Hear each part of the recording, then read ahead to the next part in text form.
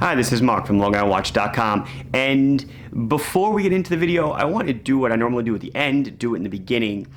If you like what you see, please subscribe to the channel, and also, maybe even more importantly, start to follow us on Instagram. If you don't, the account really wasn't doing too much for a while, and finally, I've started, trying to post things every day, interesting things, sometimes things that will be on the video, sometimes not. So, try to be everywhere if you can. Anyway, so back in February, I showed you a sample of a 21mm mesh bracelet for the Bambino.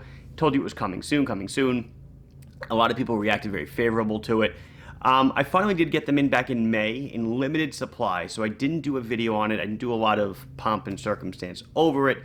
So in today's video, I'll just be featuring that 21mm curved end mesh bracelet made specifically for the Orient Bambino, but it will work on any 21mm watch. As you'll see, it's a very gentle curve on the endlink. For my own, I'm doing the a Seiko Custom dome sapphire, blue hand, ceramic lume bezel, and I'm still sporting the old Matic. Of course, the shipment I got 2 weeks ago, already sold out. This is the first one to sell out. No big surprise there. Let's check out some mesh bracelets. So for today's video, I chose 3 Bambinos across different varieties, different sectors, if you will.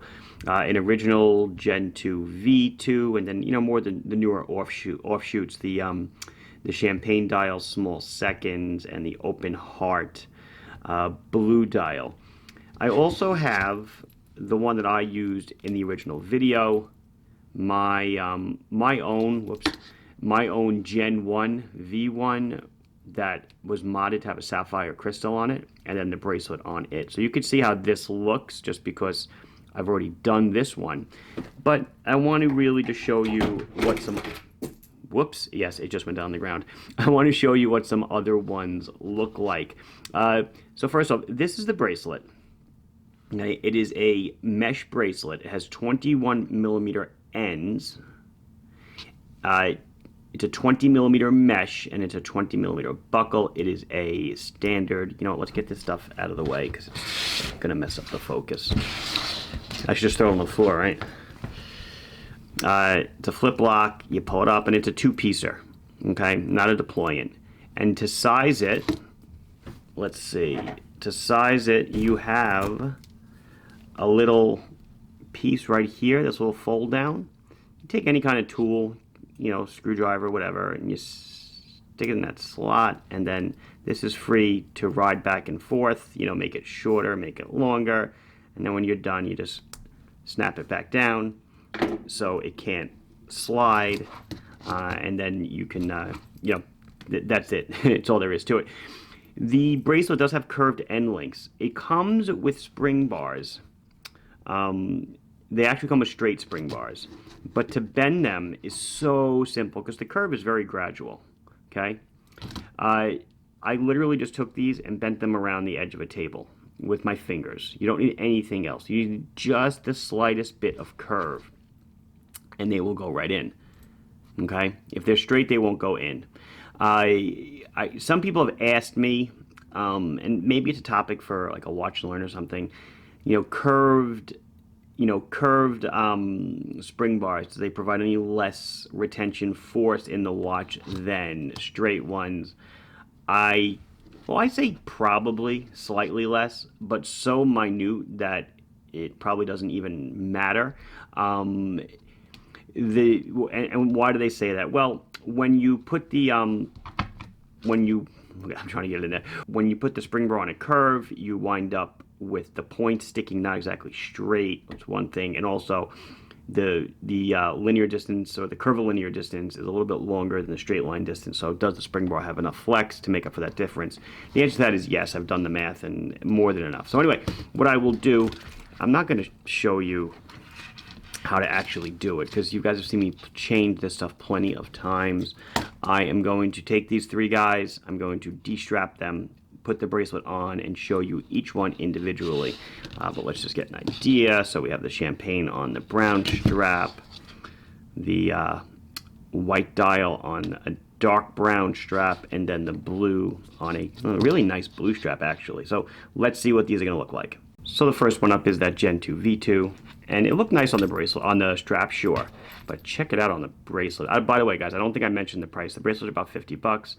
Definitely worthy of the cost. Good quality, very nice. They do come to me from Vollmer in Germany. Really hot. Let's see how it looks on the wrist. Totally amazing. A knockout, a standout. It just takes, you know, what is probably the best value dress watch out there and elevates it. And befitting of the price of the watch, the bracelet's not nuts. You know, we sell some Stibe bracelets and also some Vollmer bracelets that are well over 100 bucks. We sell Stibes that are over 200. You know, at around $50 or so, this is definitely worthy of the price of the watch. So the next one up is the champagne dial. If you're worried about the silver going with an off-white dial, it works amazing. I'm not doing these yet for the rose gold and the yellow gold Bambinos. I'm not sure there's gonna be much of a market for that fully plated bracelet. I mean, I know some of you would like it, but probably not enough to make it worth my while. I got to make a whole bunch of these. But so here it is on the champagne dial, and I do want to point something out that when you need to remove it, there actually is a little peekaboo hole on both sides to get the spring bar out. You know, it's funny, you don't think about that, but if there's no viewing hole or release hole, you cannot get the spring bar off. And then on the champagne dial, it looks amazing. Imagine what it would be like if you went for the sapphire crystal as well. Another very worthy upgrade. But still, you know, the watch is easily within the realm of affordability. You know, all these watches are 150 or so, 160, and then the bracelet about 50 bucks. So, you know, definitely a contender still for, you know, the best dress watches. And of course we saved the blue for last, or is that the best for last? The blue open heart looks simply amazing. And let's wind her up so we get the full effect of the open heartness. Looks really nice. And you can see it's not a tight curve to the case, it's a gentle curve. But it fits really well. You know, elevates, changes the look of the watch unbelievably. There you go. And you guys, something I found out when I was putting one of them on. The actual 21mm spring bars from the Bambino will work in these without curving them. You just got to really push it through with some force and you knock it on a table and it'll go through, so maybe you don't even have to bend them. But probably bending them, probably the better way to fit it. But still, it worked for me just fine, so maybe that's a good way for you to do it and save the spring bars that it came with for, you know, for future use. But there you go. So this has been Mark from LongIslandWatch.com showing you the new 21mm curved endlink Bambino bracelet. Please like the video if you enjoyed it. And like I said in the beginning, subscribe to the channel if you have not done so. Follow us on Instagram. Put all your questions and comments below, and I will be sure to address them as soon as I can. Thank you for watching. Bye-bye.